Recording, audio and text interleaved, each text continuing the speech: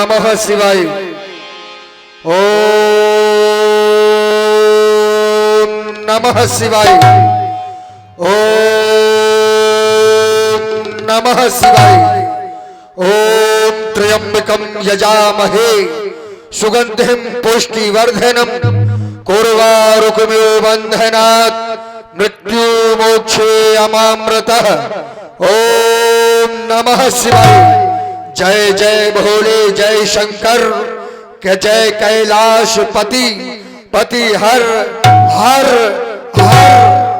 हे भूत भावन भगवान शंकर, आज आपके चरणों में ये दास अपना ध्यान समर्पित कर रहा था, लेकिन बार बार समाधि से ध्यान भंग होने का कारण क्या है? ये बार बार मेरे श्रवण रंध्रों में सावधान सावधान सावधान करने की चेष्टा कौन कर रहा? आज ये मेरा मनमानस इस पाताल लोक से उस मृत्यु लोक की ओर खिंचा चला जा रहा है, जिसे मेरे पिता बलि ने दान में दे दिया था। फिर क्या उस वसुंधरा में फिर किसी पापी पाखंडी अत्याचारी का अत्याचार चरम सीमा पर है, जो वो वसुंधरा आज पुकार पुकार कर रक्षा की भीख मांग रही है। यदि ऐसा नहीं तो क्या स्वयं भगवान शंकर आपने अपना तीसरा नेत्र खोलकर इस सृष्टि को प्रलय करने का निश्चय कर लिया? यदि ऐसा भी नहीं तो जिस शेष के सिर पर ये संपूर्ण सृष्टि टिकी हुई है, उस शेष ने आज अपना करवट बदलने का निश्चय कर लिया। ये सावधान शब्द कैसा? अरे ये यात्राहास की ध्वनि, ये यात्राहास की ध्वनि मेरे शरणों में बार बार मेरे हृदय को विदीर्ण किए दे रही है। शिवाकाल, ये कौन कर रहा त्रहास? ये कौन कर रहा त्रहास? किसने छोड़ी जीने की आश? ये कौन कर रहा त्रहास? या आदिशक्ति ने शक्ति छोड़ी, या फिर वाहन उनका गुलाया, या फिर शिव ने नेत्र तीसरा खोला, या फिर पड़ गया प्रभंजन का मंद प्रकाश? ये कौन कर रहा त्रहास? अरे वो किसकी मैया ने ना हर जाया? अरे वो किसकी मैया ने ना हर जाया, जिसने ये छोटा सिंह जगाया, जिसने जीने का खौफ न खाया? अवश्य ही आज ये सावधान शब्द मेरे कानों में बार बार मेरी व्याकुलता को बढ़ा रहे हैं। शिवाकांत, कारण क्या है? कारण क्या है? ज्ञात करावे। ओम नमः शिवाय। क्रोध करने का कारण ही व्यर्थ था। जन्मी जाकर दिव्य धारा में पावन परम पुनीता, हर्षित होकर नपति जनक ने रचो स्वयंवर सीता। राजा जनक ने अपनी पुत्री सीता का स्वयंवर रखा है, और स्वयंवर में देश देशांतर के राजा महिपाल। लेकिन ये क्या? ये कौन? अरे ये कौन? आकाश मार्ग से पुष्पक विमान केवल लंका के राजा रावण के पास। तो क्या ये आज मिथिला जाने का निश्चय कर चुका है? अवश्य ही राजा जनक ने पुत्री सीता स्वयंवर को एक नाम यज्ञ का दिया है। लंका का राजा रावण दुष्ट आत्मा है, देखत यज्ञ निशाचर धावे, करे उपद्रव मुनि दुख पावे। तो क्या ये मिथिला की ओर? अवश्य ही। अरे मैं खूब जानता हूं इसको, जिस जगह आज ये जाएगा। मत में मतवाला रावण है, सब मनमानी कर दिखलाएगा। लेकिन हो जा सावधान, जब तक ये पाताल निवासी जिंदा है तू मनमानी ना करने पाएगा। सावधान सावधान सावधान। अरे करूं प्रस्थान मिथिला को यही आज्ञा पुरारी की, न बैठूंगा कभी भी मैं सुआयस स्कंद। शायद आज भगवान शंकर की भी यही आज्ञा है। अवश्य ही मैं शीघ्रता से मिथिला की ओर प्रस्थान करता हूँ। भगवान शंकर की दी हुई उस माला के माध्यम से शीघ्रता से मिथिला पहुंचना चाहिए, नहीं ये मतवाला रावण अवश्य ही अपनी मनमानी कर जाएगा। सावधान सावधान।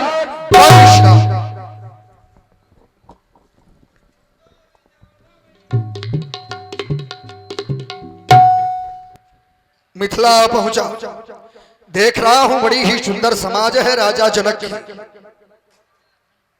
क्यों नहीं?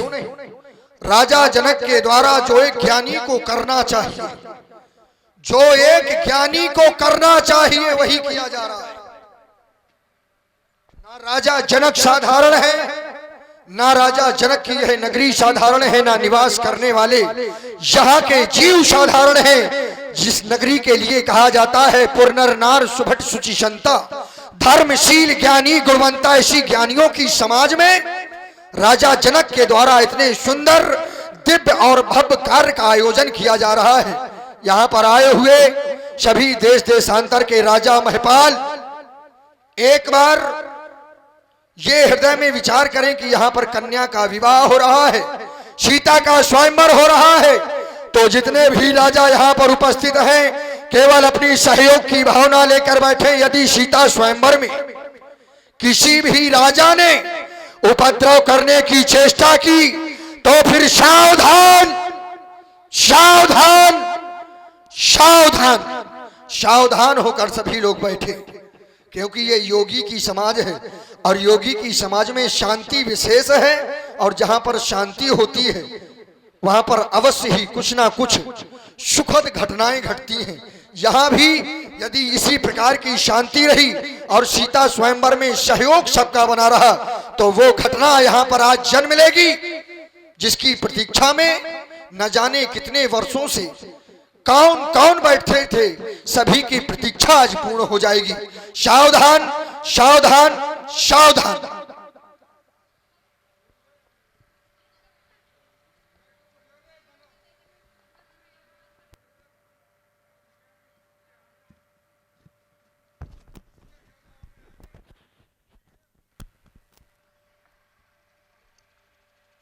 भोलेनाथ के पावन आयुध रावण का प्रणाम स्वीकार हो। एक बार सभी लोग बड़ी जोर से बोलेंगे, बोल शंकर भगवान की। और बाकी आप लोग मिथिला में पधारे सभी राजाओं ध्यान से मेरी बात को सुने। ये युद्ध स्थल नहीं, ये यज्ञ स्थल है। युद्ध स्थल में और यज्ञ स्थल में बड़ा अंतर होता है। युद्ध स्थल में वीरता और यज्ञ स्थल में श्रद्धा का प्रवेश होना चाहिए। इधर श्रद्धा का प्रवेश किसी का नहीं है। और राजा जनक की घोषणा सुनकर के सभी लोग धनुहा को तोड़ने के लिए पधारे हो तो सावधान हो जाओ। ये धनुहा कोई विश्व बपौती इस तरह तोड़ करके चला जाएगा और रावण शांत रह जाएगा। सावधान। धनुहा के खंडन के माध्यम से जानकी का अपमान करने वाले राजाओं सावधान। धनुहा का खंडन नहीं होगा, नहीं होगा, नहीं होगा। हम केवल समाज में थे, ये बलि वेदिका तक पहुंच गए। चलकर मिलना चाहिए। देख रहा हूं बलि वेदिका पर स्थापित भगवान शंकर के पावन पिनाक। सर्वप्रथम आप बलि पुत्र बाणेश का प्रणाम स्वीकार करें। कंचन नगरी के सम्राट वेदाध्यायी कुलभूषण श्री दशानंद जी मिथिला में आज एकानन में। जय जय भगवान शंकर की। रावण दशानन में तब जाता है जब उसके मन में कोप होता है। जब मेरे मन में क्रोध समावेश होता है, क्रोध समाहित होता है, तब रावण दशानन में और 20 भुजाओं में होता है। जिस दिन रावण किसी विषय वस्तु पर विचार विमर्श या ज्ञान अर्जन का कार्य करता है, एक शीशम द्वितीय बाहु, एक शीश दो भुजा, विप्र भेषस्य रावणा, विप्र के भेष में रावण आता है। इसलिए आज मिथिला जैसी ज्ञान नगरी में रावण एक शीश दो भुजाओं में पधारा है। पाताल लोक के स्वामी बलिपुत्र बाणासुर, जय जय भोलेनाथ की, जय जय भोलेनाथ की, जय जय जय जय भोलेनाथ की। आज तो आपका जीवन परिवर्तन ही हो गया। अब हम आपसे चर्चा क्या समझ कर करें? क्या लंका का राजा रावण है ऐसा सोचकर आपसे कुछ पूछने का प्रयास करें या जानने का प्रयास करें, या फिर आप एक ब्राह्मण हैं तो क्या ब्राह्मण भेष को देखकर आपसे पूछने और जानने का प्रयास करें? भाई आपको समझे क्या? रावण समझे कि ब्राह्मण समझे? बहुत अच्छा। क्योंकि ब्राह्मणों का कार्य कुछ और लंका के राजा रावण का कार्य कुछ और है। आपका कार्य क्या है? जहि विद होय धर्म निर्मूला, सो सब करिए वेद प्रतिकूला। ये रावण का कार्य है और ब्राह्मणों का कार्य। ब्राह्मण तो धर्म के पोषक हैं, धर्म के पुजारी हैं। तो दोनों में बड़ी विषमता है, एक पूरब है एक पश्चिम है। आपसे हम चर्चा किस विषय में करें, आप ही हमसे बताएं। बहुत अच्छी बात। बाणासुर ने केवल एक बहुत अच्छी बात छोड़ी है। इसने कहा कि मैं क्या समझ करके आपसे बात करूं, रावण समझ के या ब्राह्मण समझ के। मनोज जी ध्यान दीजिए। हाँ, बाणासुर के मन में शंका हो गई है कि मैं रावण से किस तरह बात करूं, रावण समझ के बात करूं या ब्राह्मण समझ के बात करूं। मैंने पहले कहा था, मैंने अपनी दोनों बातें कही हैं, मिश्रित आधार है आज यहां मिथिला में। मैंने क्या कहा कि जिस समय मन में क्रोध होता है तब मैं दशानन और 20 भुजाओं में होता हूं। जब मन में कुछ जानने समझने ज्ञान अर्जन की बात होती है तो रावण एक शीशम द्वितीय बाहु विप्रवेशस्य रावणा। भेष तो ब्राह्मण का होगा, लेकिन रावणा वो रावण ही होगा, ये गलती मत समझना। सूत्र को कभी अनादर नहीं करना चाहिए। मैंने सीधे कहा एक शीशम द्वितीय बाहु, एक शीश दो भुजाएं होगी, विप्र भेषस भेष भेष, और रावण ब्राह्मण का भेष होगा, लेकिन होगा वो रावण। तो तुम रावण समझ के ही बात करना, एक ब्राह्मण समझ के बात ना करना। तुमने एक बात छोड़ी है, उसी पर मेरा बिंदु है। ब्राह्मण का धर्म क्या है? सर्वभूतितम कुर्याता कश्चित दुजः, मैत्री समस्त भूतेषु ब्राह्मणम श्वेतम धनम। लेकिन रावण का जीवन क्या है? सुखी सकल रजनिश्चर कीन है। उधर ब्राह्मण सुखी कर रहा है, इधर रावण सुखी कर रहा है। अरे तो बाणासुर तू क्यों हमको दुखी कर रहा है? भाई आपने हमारी बात को सुना ही नहीं, सुना नहीं। आपने यहां पर सीधे सीधे अपनी घोषणा की। तो मैंने कहा दशानन जी मिथिला में आज एकानन में, तो आपके द्वारा सीधे बिंदु रख दिया गया कि विप्र भेषा रावणा। जहां पर दो भुजाएं हो एक शीश हो वो ब्राह्मण है। अब यहां पर भेष की विशेषता नहीं है, जरा विचार करें। अरे आपका तो जन्म ही ब्राह्मण कुल में है। उत्तम कुल पुलस्त कर नाती, तो आपका तो जन्म ही है। लेकिन क्या भेष को देखकर व्यक्ति के भेष कभी भी पूजनीय नहीं होता। हर जगह पर भेष पूजनीय नहीं है, लेकिन कर्म सर्वथा पूजनीय होते हैं। कर्म सर्वथा पूजनीय होते हैं, लेकिन भेष सर्वथा पूजनीय नहीं होता। इस वजह से मैंने केवल जानना चाहता, 2 शब्दों में उत्तर था। आपने जाने कितना लंबा किया कि आपको रावण समझ के आपसे चर्चा करें या ब्राह्मण। बहुत सुंदर। 2 शब्दों में हाँ या ना, या तो रावण समझ के या तो ब्राह्मण समझ के। क्योंकि रावण का जीवन अलग है या तो ब्राह्मण का जीवन अलग है, दोनों का जीवन अलग है। इसीलिए कहते हैं कि अगर बहुविकल्पी शब्दों का उत्तर पता ना हो, बहुविकल्पी प्रश्न आपको नहीं आते, तो दीर्घोत्तरी कभी आप सफलता पूर्वक हल नहीं कर सकते। ये नियम है। मैंने अपनी बात में ही अपना पूरा उत्तर दे दिया है, तुम्हारे समझ में नहीं आया है। तुमने केवल विप्रवेश सुना है, विप्रवेश नहीं है, विप्रवेशस्य अस्य।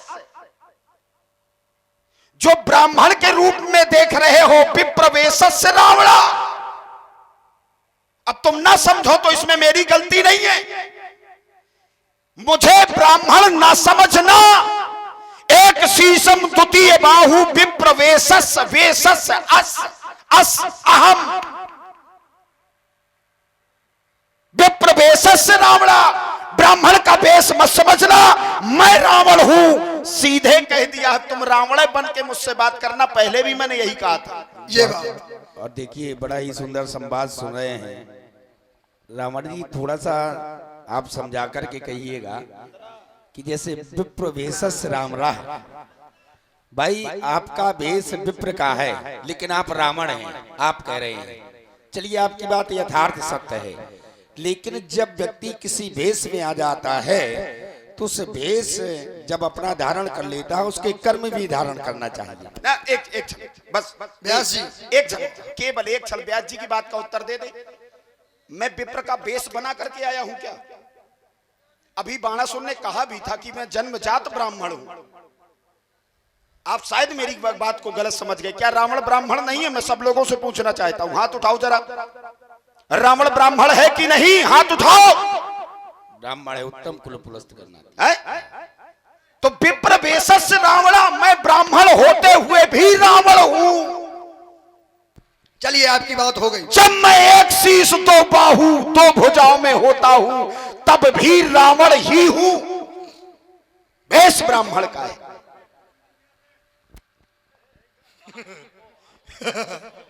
यहाँ ये मिथिला है, बिल्कुल सत्य कह रहे हो। यहाँ कोई कुछ नहीं है ना, कोई कुछ नहीं है। अच्छा, आपकी जो बात थी उसी पर, यदि आप ब्राह्मण हैं और आप रावण ही हैं तो इसमें भी कोई बड़ी बात नहीं है, क्योंकि ब्राह्मण का जीवन बड़ा सरल होता है। ब्राह्मण का जीवन ही संतोष होता है। व्यास जी, ब्राह्मण का जो जीवन है वो केवल संतोष होता है। जिस ब्राह्मण के जीवन में संतोष नहीं होता उस ब्राह्मण का पतन हो जाता है। और रावण एक राजा, जिस राजा के जीवन में संतुष्टि होती है वो राजा नष्ट हो जाता है। जिस राजा के जीवन में संतुष्टि होती है वो राजा नष्ट हो जाता है, और जिस ब्राह्मण के जीवन में असंतुष्टि होती है वो राजा ब्राह्मण नष्ट हो जाता है। अब बताइए, यहां पर दोनों बातें आप कर रहे हो तो आपकी तो वो दशा होने वाली है कि आप स्वयं ना सोच पाएंगे। यदि ब्राह्मण है तो आपके जीवन में संतुष्टि होनी चाहिए। राजा जनक जैसे ज्ञानी के कार्य में विरोध नहीं होना चाहिए ब्राह्मण का जीवन। ठीक, राजा जनक जैसे ज्ञानी के कार्य में विरोध नहीं होना चाहिए। राजा जनक को हटाओ, यहाँ कन्या का विवाह है। श्रेष्ठ दान दो, कन्या दान, अन्न दान, और ऐसे दानों की पूर्ति में सहयोग यदि ब्राह्मण नहीं करेगा तो फिर कौन करेगा? संतुष्टि ब्राह्मण के जीवन में होनी चाहिए। और यदि संतुष्टि होती है, मान लीजिए कि अगर तुम्हारी जीवन में संतुष्टि पहुंच गई ब्राह्मण को मानकर, तो फिर लंका का राजा रावण नष्ट हो जाएगा। क्योंकि असंतुष्टा ध्वजा नष्टा और संतुष्टा च महीपति। यदि राजा संतुष्ट है तो उसका विनाश हो जाएगा। ठीक है, संतुष्ट है। अब आप इसमें से कौन है दोनों, ये नहीं, बताइए। अरे फिर परेशान हो रहे हाँ हैं भाई, परेशान। मैंने स्पष्ट शब्दों में कहा कि मेरे ब्राह्मण शरीर को देख करके ये मत समझ लेना कि मैं ब्राह्मण हूं, मैं रावण ही हूं। विप्रवेशस अस अहम, ये व्याकरण के शब्द हैं, इनमें गहराई है, हर आदमी के समझ में नहीं आएंगे। विप्रवेशस, ब्राह्मण का भेष जरूर है लेकिन रावण, मैं रावण हूं। तो तुम रावण समझ के बात करो। तुमने कहा, बोले अगर संतुष्ट राजा हो जाए तो वो नष्ट हो जाता है, और असंतोष अगर ब्राह्मण हो जाए तो वो नष्ट हो जाता है। बहुत अच्छी बात है। इससे मुझे क्या प्रयोजन? इससे मेरा कोई प्रयोजन नहीं है। कौन नष्ट होता है, कौन पतन की ओर जाता है, मुझे क्या करना? मैं खुद इस शरीर को धिक्कारता हूं। एक शीशम द्वितीय बाहु। क्यों? क्योंकि मेरा अहित करने वाला ही यही शरीर था। विप्रहु श्राप विचार न दीन्हा, नहीं अपराध भूप कछुकीन्हा। रावण को जो श्राप मिला उसमें इन ब्राह्मणों का बहुत बड़ा सहयोग था। तो मैं इनकी बात का भरोसा नहीं करता, इसलिए ब्राह्मण का भेष तो है लेकिन रावण, मैं रावण ही हूं। इस बात को तुम समझो। अब सुनो, तुमने कहा कि अगर राजा संतुष्ट हो जाए तो वो नष्ट हो जाता है, इसलिए तो मैं संतुष्ट नहीं हूं। अगर मैं संतुष्ट हो जाता तो मैं नष्ट हो जाता। देखो, मैं राजा हूं। अब ध्यान से सुनना, इसी बात पे कटाक्ष होना चाहिए। मैंने कहा मैं राजा हूं लेकिन असंतुष्ट हूं, संतुष्ट नहीं हूं। क्यों? क्योंकि इधर अपमान हो रहा है व्यास जी। तो फिर ब्राह्मण का जीवन नष्ट हो रहा है पंडित जी, यहां से ध्यान देना। अरे आज होता हो तो अभी हो जाए, मैं तो चाहता हूं। फिर ये ना कहो विप्र भेषज रावण ना, अरे फिर तुम गलत जा रहे हो, तुम सूत्र का अपमान कर रहे हो। फिर भाई जो आप कह रहे हैं वो सत्य है, लेकिन जब दो नावों में पैर रखे जाते हैं तो क्या होता है, आदमी फट जाता है। इतनी खुली एक जगह रहिए। देखो शांत रहो, मैंने इतनी खुली बात कर दी, अगर अब भी तुम्हारे समझ में नहीं आता तो फिर ये अपमान हो रहा है, सूत्र का अपमान हो रहा है। क्योंकि ये सूत्र ही यही कह रहा है कि रावण ब्राह्मण तो था, लेकिन था रावण। ब्राह्मण तो था लेकिन था रावण। ये बात तो मैं भी स्वीकार कर रहा हूं। स्वीकार कर रहे हो ना? अब लेकिन इधर ऐसे नहीं, इधर वर्तमान स्थिति में आप क्या, मैंने बात ये कही थी, आप ब्राह्मण भी हैं, उत्तम कुल पुलस्त्य नाती, आप ब्राह्मण भी हैं, रावण भी हैं, और ध्यान, लेकिन आप वर्तमान समय में क्या हैं? पुष्पेंद्र अनुरागी जी भाई, दोनों कलाकारों का संवाद सुनकर के 21 रुपए मंडलाधीश को प्रदान कर रहे हैं। बहुत बहुत साधुवाद। भाई वर्तमान समय में से आपसे किस वर्तमान में मैं क्या हूं? मैंने अपने सूत्र में क्या क्या, जरा ईमानदारी से बताना। मैंने क्या कहा? एक शीशम द्वितीय बाहु, एक शीश दो भुजा में, विप्र भेषज रावणा, विप्र भेषज रावणा। मैं ब्राह्मण के भेष में रावण हूं। अब तुम्हारी बुद्धि खराब है तो मैं क्या करूं? ये तो मैं भी कह रहा हूं कि आप ब्राह्मण हैं। अब देखो इधर, अब ना सुनो, बाड़ा सुन, अब शोर न करो। देखो इधर से मैं तुम्हारी बात को और अच्छा स्पष्ट किए दे रहा हूं। अगर मैं ब्राह्मण का अपमान या ब्राह्मण के सम्मान की कोई चर्चा करता, ध्यान दीजिएगा, गाय को क्या कहा गया है?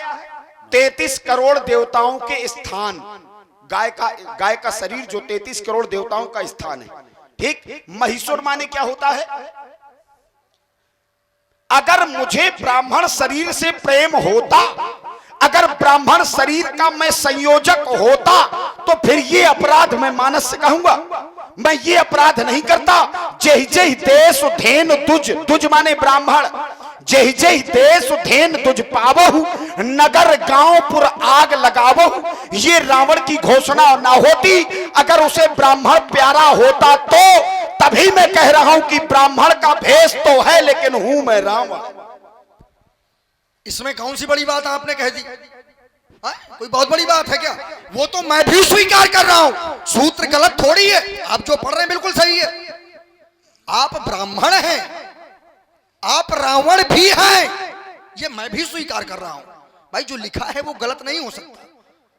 उसी बात को आपने 4 बार बता दिया, बात को खराब कर रहे हो। आप रावण भी हैं, ब्राह्मण भी हैं, लेकिन मिथिला में मैं आपसे किस रूप में मिलूं?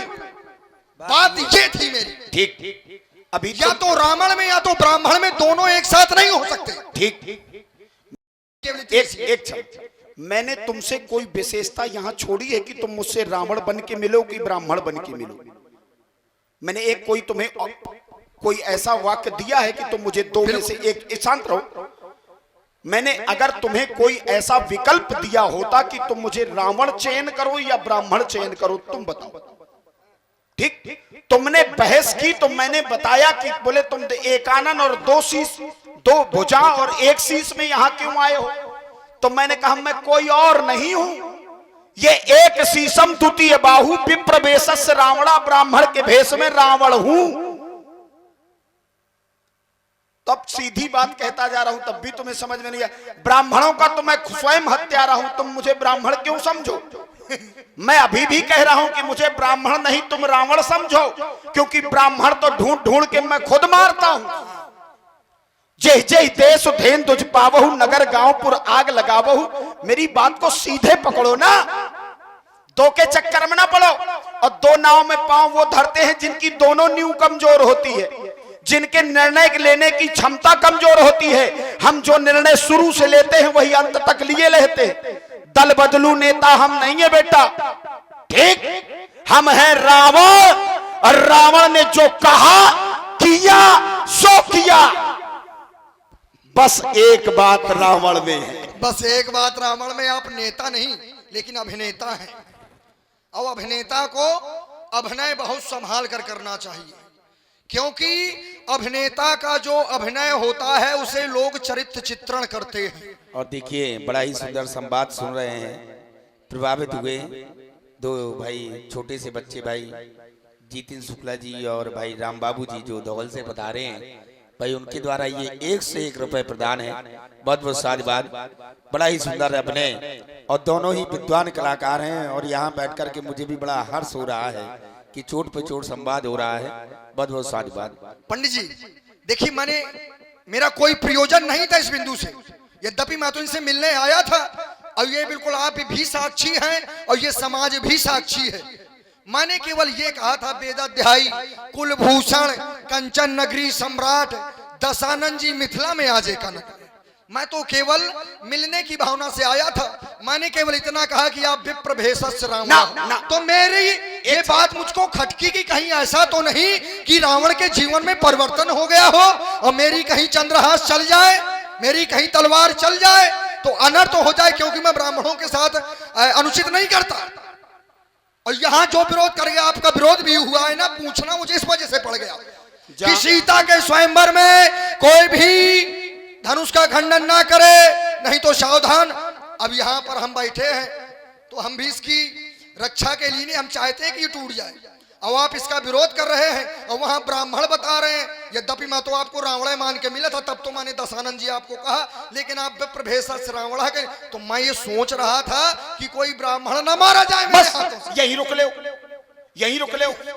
तुमने हमसे केवल एक शब्द कहा था कि 1 शीश 2 भुजा में आप यहां मिथिला में कैसे। इस बात को भूल रहे हो, उसे सुधार करो। हाँ ठीक कहा। तुमने हमसे कहा कंचन नगरी सम्राट वेदाध्यायी कुलभूषण रावण महाराज जयशंकर की।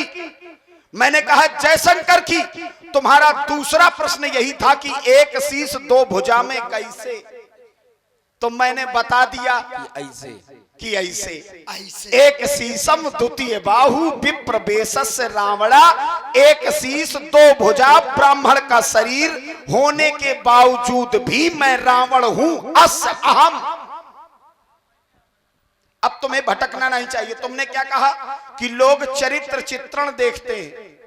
चरित्र चित्रण चाहे जितना देखते रहे, लेकिन अनुकरण नहीं करेंगे तो काम खत्म है। तुमने हमको कहा अभिनेता, तो अभिनेता तो अभिनय के माध्यम से चरित्र चित्रण कर रहा है, लेकिन श्रोता और दर्शक अवकरण कर रहे हैं कि नहीं, इस बात पर विमर्श करना चाहिए। तो मैं रावण ही हूं। अब मैं देखो अपनी बात जो तुमने कहा ना कि धनुष नहीं टूटेगा, ये हाँ बिल्कुल नहीं टूटेगा, क्योंकि जिस समय मेरी दृष्टि यहां पर जाती है, बैद जी ध्यान दीजिएगा, अब तर्क यहां से तैयार होते हैं तब समझ में आता है कि लोग कैसे क्या कहां मिलते हैं। इधर दीप दीप के भूपति नाना आए सुन जो हम प्रणिधाना। ठीक, देव तनुज धरि मनुज शरीरा, जगदम्बा जानो जी सीता। सीता क्या है? जगत की मां। यहां पधारे कौन है? देव तनुज धरि मनुज शरीरा, दीप दीप के भूपति नाना। क्या इनके माध्यम से धनुष का खंडन होकर के सीता का विवाह इन तीनों से उचित है? ना देवता उनके साथ विवाह कर सकते हैं। क्यों? उपजय जासु अंश ते नाना, शंभु बिरंच विष्णु भगवाना, सो अवतरी मोर यह माया और अमुक ब्रह्म परमारथ रूपा। तो क्या देवताओं की औकात है कि सीता से विवाह कर ले? दैत्यों की औकात है जो सीता से विवाह कर ले, और इन राजाओं की औकात है जो सीता से विवाह कर ले। फिर 3 के अलावा इस मिथिला में कौन है? राजा जनक ने घोषणा की है, सोई पुरारी को दंड कठोरा, राज समाज आज जय। इनमें से कोई अब इनकी वही दशा हो गई है कि बंदर को मिली पीतर, बाहर धरे की भीतर। अच्छा ये बिल्कुल वही हो चुके हैं। चलिए अब इस बिंदु को छोड़ो, ज्यादा लंबा हो जाएगा, कोई मतलब नहीं निकलता। नहीं सुनो, इतने प्यारे बिंदु को जो बोया है उसको काट तो ले थोड़ा सा। काटो। हाँ। बोया हमने, काटोगे तुम ना, तुमने बोया है तुम ही काटोगे। बाप ने अगर बोया ना होता तो बेटा इस दुनिया में पैदा ना होता। अब देख लो, यहीं पर इनकी बात क्या तो कर रहे बाप, थे? इधर सुनो, बाप बोता है और बेटा काटता अरे है। ये भी सही, चलो मान लिया, पहली बात पे क्यों? क्योंकि बाढ़े पूत पिता के धर्म, हाँ। बाढ़ है पूत पिता के धर्म। क्या तुम्हारे पिता के कर्म खराब थे क्या? हैं? बहुत सुंदर, बहुत सुंदर। तुम काहे घूम रहे हो? यदि ऐसा ही होता ना, बाढ़ है पूत पिता के धर्म, ये हर जगह पर लागू नहीं है, ये हर जगह पर लागू नहीं है। लेकिन ये हर जगह पर लागू है क्या? कि निज कृत कर्म भोग शब भ्राता। बाढ़ है पूत पिता के धर्म, ये हर जगह पर सिद्धांत लागू नहीं है, लेकिन ये सिद्धांत हर जगह पर लागू है कि निज कृत कर्म भोग सब भ्राता। यदि बाढ़ है पूत पिता के धर्म लागू होता तो प्रहलाद के, हिरण्याकश्यप के प्रहलाद सीधे उल्टा। तुम्हारे पिताश्री उत्तम कुल पुलस्त करनाती ऋषि पुलस्त, अरे ब्राह्मण कुल जन्म, और अपने आप को देख ले। ये ना सिखाओ, 16 दुनिया 8 वाला पहाड़ा नहीं। अब सुनो, आपने क्या कहा था? कहा था कि देवताओं ने श्राप दिया था। भाई जो बुआ है एक एक काट ले उसको, ऐसा नहीं है। हाँ ठीक है। विप्रन श्राप विचार न दीना। मैं समझ रहा हूं आपकी बात कहां कर रहे हैं आप। जो आपकी चर्चा है विप्रन श्राप विचार न दीना, तो क्या वहां पर राजा का कोई अपराध नहीं था? ना, कोई अपराध नहीं था। कोई अपराध नहीं। अरे भाई कुछ तो अपराध होगा। कोई अपराध नहीं। और जैसे अपराध हुआ तो मानोगे? बिल्कुल स्वीकार करिए। राजा प्रताप भानु का कोई अपराध नहीं था। कोई अपराध नहीं था। झूठ भी बोलते हो। जिंदगी में बहुत बड़ा अपराध था, क्योंकि ब्राह्मणों के द्वारा ऐसा अनुचित कार्य किया जा सकता है क्या? जहां पर झूठ बोला जाता हो, जहां पर स्वार्थ हो, जहां पर लोभ हो, झूठ के लिए यह सिद्धांत कहता है कि नहीं असत्य संपादक पुंजा। जहां पर झूठ बोला जाए उसके समान कोई पाप ही नहीं। तो राजा प्रताप भानु ने झूठ बोला। जब वो गए तो वन जंगल में एक ऋषि मिले। ऋषि ने पूछा आप कौन? तो कहा नाम प्रताप भानु अवनीसा तास सचिव मैं सुनहु मुनीसा। मैं प्रताप भानु नहीं हूं। यद्यपि प्रताप भानु स्वयं खड़ा है और कह रहा है मैं प्रताप भानु नहीं, प्रताप भानु का सचिव हूं। अब बताओ, जब ऐसा झूठ बोला जाएगा तो पाप का जन्म हुआ कि नहीं? चलिए यही। और जब पाप हो गया तो भोगना पड़ेगा। एक पाप हो गया, दूसरा। अब एक एक बताइए। हाँ एक है, ले उत्तर लेते जाओ। और क्या? तुमने हमारा विषय कहां से खड़ा किया है? जब प्रताप भानु जंगल में शिकार करने जाता है, ठीक, उसे एक बाराह दिखाई देता है जिसके पीछे वो धनुष लेकर दौड़ता है। घोड़े की सवारी थी, दौड़ रहा था। दौड़ते दौड़ते बाराह इतना भागता गया, इतना भागता गया कि संध्या कालीन बेला आ गई, लेकिन वो बाराह का शिकार प्रताप भानु नहीं कर पाया। अंधेरी रात थी। धीरे धीरे प्रताप भानु आगे बढ़ रहा था। रास्ते में एक आश्रम देखा। आश्रम के द्वार पर एक संत स्वरूप, जो संत का स्वरूप है, जटा मुकुट पीतांबरधारी, हाथ कमंडल, वज्र विराजी, दंड था उनके हाथ में।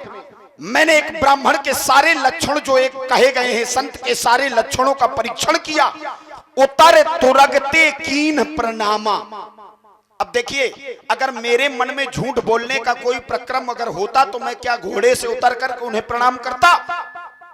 मेरे मन में कोई मलाल नहीं था, क्योंकि सिद्धांत कहता है, भगवान शंकर कहते हैं, जानिए संत असंत समाना, जानिए संत अनंत समाना। क्षमा चाहता हूं। नहीं ठीक है, ठीक है। जानिए संत अनंत समाना। मेरे मन में ये श्रद्धा थी, तब मैंने उतर तुरग, तुरग माने घोड़ा, उतर तुरगते कीन प्रणामा, मैं घोड़े से उतरा और प्रणाम किया। ठीक। जैसे ही उन्होंने कहा कि तुम कौन, तो मैं एक राजा हूं। राजा की नीति ये कहती है कि परदेश में कभी भी अपना जहां तहां नहीं नाम कहां। जहां तहां का मतलब परदेश में, युद्ध स्थल में कभी भी राजा को अपना परिचय नहीं देना चाहिए जब तक परीक्षण ना हो जाए। ठीक, मैंने अपना नाम नहीं कहा, मैंने कहा मैं अपने राज्य का मंत्री हूं, राजा नहीं हूं। ये नीत कहती है। तो नीत से मैंने राजा की सुरक्षा की। लेकिन जब उस संत ने मुझे मेरे नाम से संबोधित किया कि तुम झूठ बोल रहे हो, तुम राजा प्रताप भानु, तो सिद्धांत कहता है जाने बिन न होए प्रतीति, बिन प्रतीत होए नहीं प्रीति। जैसे ही उन्होंने मेरा नाम, मैंने कहा मैं धर्मरुचि हूं, उसने कहा तुम धर्मरुचि नहीं हो, तुम्हारा मंत्री है धर्मरुचि, तुम राजा प्रताप भानु हो। मैंने समझा कि नहीं, वास्तव में जानकार संत है, संत है। मैंने प्रणाम किया और उनकी बात को स्वीकार किया। उन्होंने कहा राजा कामना बताओ।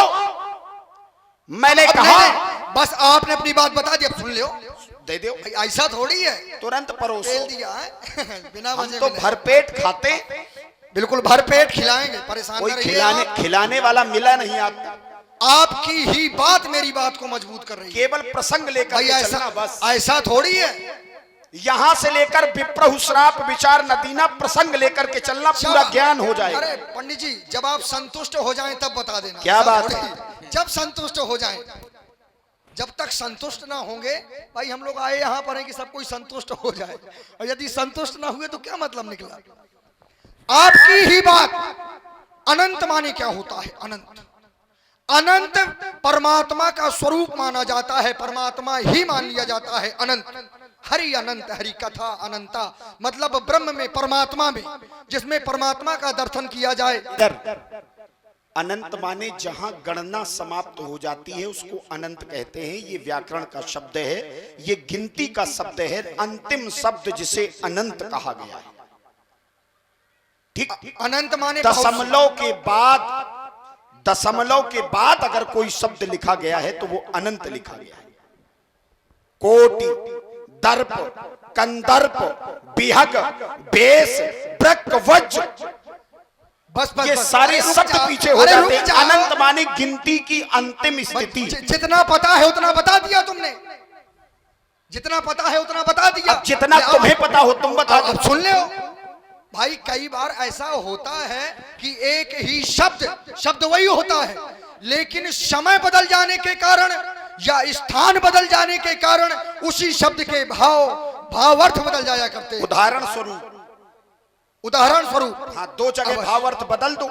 एक तरफ गिनती की अंतिम गिनती है अनंत, अब देखिए, एक तरफ तुम बता हाँ, दो। प्रमाण भी इसी से ले। क्या बात? इसी से बात तो तब बने, शब्द वही है। जैसे नारद देखा बिकल जयंता, तो वहां पे जयंत के हृदय में क्या है? पीड़ा है कि नहीं है?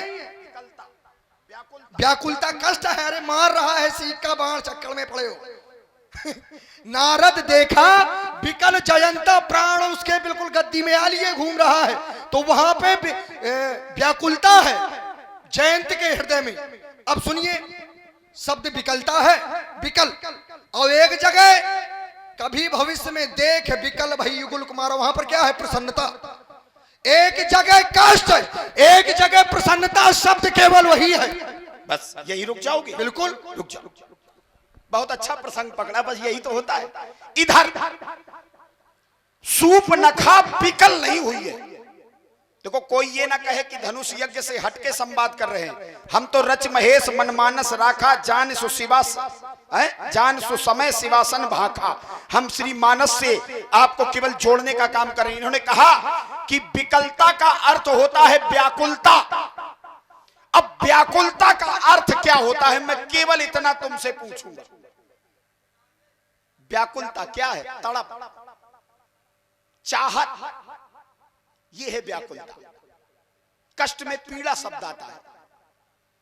भाई देखो, इधर इधर, अरे इधर इधर इधर, सीधी सी बात अब है। देखो, मैं तुम्हारे उत्तर आप स्वयं भटकने बाड़ा का सुन, प्रयास बाड़ा कर सुन, रहे हैं। भटक नहीं रहा हूं। देखो, तुम्हें वहीं से जोड़ रहा हूं। इधर व्याकुलता, चाहत, ठीक, कष्ट है मन में, व्याकुलता है मन में। किस बात की?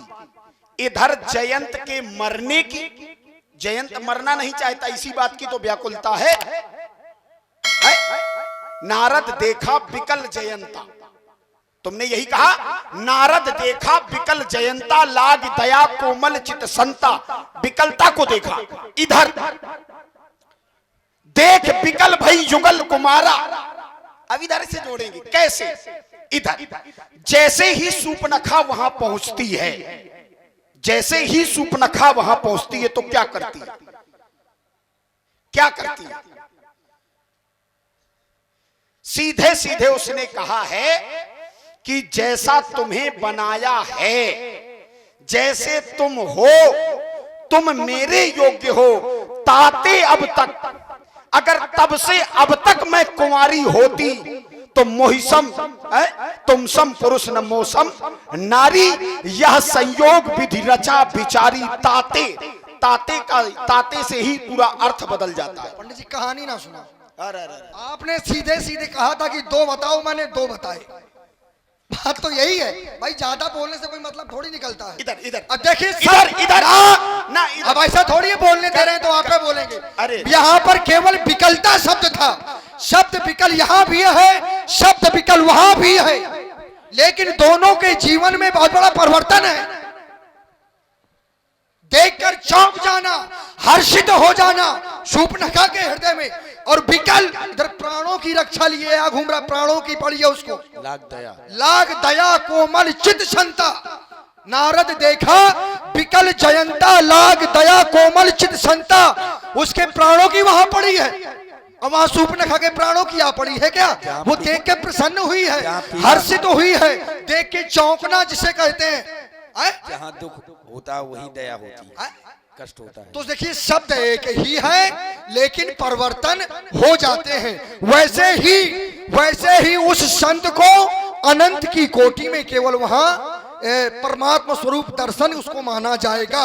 राजा ने जब उसको परमात्मा स्वरूप दर्शन माना तब वहां पहुंचा। जी आपकी बात है केवल, ये तो मैं आपकी बात पे आज चर्चा करके, मेरी बात पहले से इतनी मजबूत है कि तुम झेल नहीं पा रहे उसको। मैंने क्या कहा था, मैंने आपसे सीधे कहा था कि जहां पर झूठ बोला जाए वहां पर पाप हो जाता है, वो चाहे जिसके सामने हो।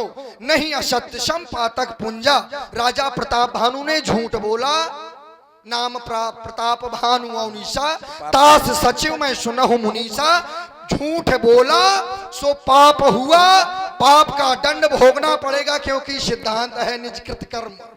ठीक ठीक, रुक जाओ, ये पहला। रुक जाओ। अब ज्यादा इकट्ठा ना करो, नहीं तो लोग भूल जाते हैं। हम तो नहीं भूलते लोग, हमारा हजमा तो बहुत दुरुस्त है। इधर से तुम्हारी बात को काटा, लेकिन तुम स्वीकार, बस कहते हैं ना कि जिसे मानना ही नहीं है उसके लिए क्या कर सकते हो। स्वीकार कैसे? रुक जाओ, मैं बता रहा हूं ना कि स्वीकार करो। मैंने सीधे कहा कि राजा की नीति है कि परदेश में बिना जाने वो अपना नाम नहीं कहता, जहां तहां नहीं कहे नाम। लेकिन महाराज भेष तो संत का था। बस वही तो समस्या है कि मैंने क्या किया। भाई संत के सामने झूठ बोलने का, राजा हो कोई भी हो, औचित्य ही नहीं बनता। ठीक है, मतलब केवल विपरीत जाने की कसम खा रखी है क्या? नहीं। इधर पहले कटाक्ष करो मेरी बात का कटाक्ष करो। मैंने सीधे कहा है, उतर तुरगते कीन प्रणामा, मैंने प्रणाम कर लिया। ठीक है, ये मेरी रूपरेखा थी। ठीक है, प्रस्तावना मेरी क्या थी? जाने बिन न होए प्रतीति, बिन प्रतीत होए नहीं प्रीति। तो बिना किसी जीवन का निबंध तुम कैसे लिख सकते हो जब तुम्हें उपसंहार, उपनाम और प्रस्तावना का ज्ञान नहीं है? रुक जाओ, एक क्षण रुक जाओ तो आनंद आ जाएगा। हाँ बिल्कुल। बस केवल आपने रथ से, आप घोड़े से उतरे, प्रणाम किया, और उतर के प्रणाम किया, तो क्या देखकर प्रणाम किया? संत व्यक्ति को माना कहां से जाता है? क्या वस्त्रों से माना जाता है? संत व्यक्ति को क्या वस्त्रों से मान लिया जाएगा क्या? संत कहां से माना जाएगा? तो यह सिद्धांत कहता है कि संत हृदय नवनीत समाना, वस्त्रों से कोई लेना देना नहीं है। यदि वो किसी भी प्रकार के, थोड़ी से सांसारिक भाषा में, ना भी पीतांबर हो और उसके पास केवल पैंट शर्ट हो,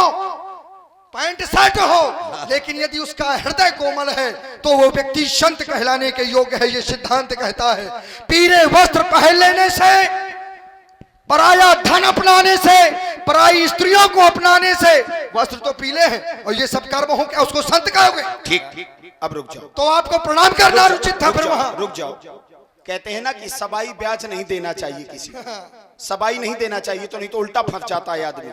अच्छे प्रसंग को भी दुरुस्त कर दिया जाता है। इधर सुनो, हम घोड़े से उतरे, हमने क्या समझ के उतरे थे कि सामने संत खड़ा है, लेकिन मेरी एक अर्धाली को तुमने छुआ तक नहीं, जाने बिन न होए प्रतीति, बिन प्रतीत होए नहीं प्रीति। फिर प्रणाम क्यों किया? बस जान लेना था, फिर प्रणाम करते। इधर इधर बस यही तो समस्या है।